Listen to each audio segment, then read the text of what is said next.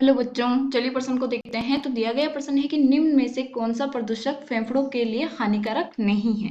विकल्प ए है CO carbon monoxide, विकल्प बी है CO2 कार्बन डाइऑक्साइड, विकल्प सी है SO2 सल्फर डाइऑक्साइड, विकल्प डी है NO2 नाइट्रोजन डाइऑक्साइड। तो हमें बताना है कि इनमें से कौन सी जो गैस है हमारी वो फेफड़ों के लिए हानिकारक नहीं है।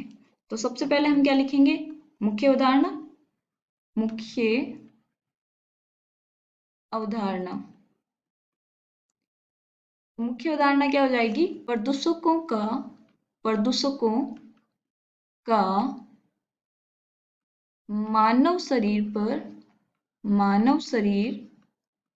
पर प्रभाव।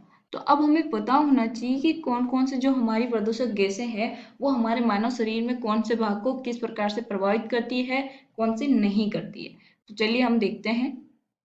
तो हमें बोला गया इनमें से कौन से गैस फेफड़ों के लिए हानिकारक नहीं है।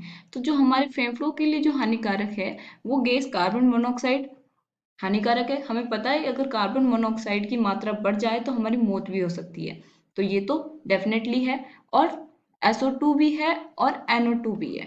अब बची क्या, CO2। तो हमें पता है कि हम जो श्वसन क्रिया होती है उसमें दो गैसें होती है।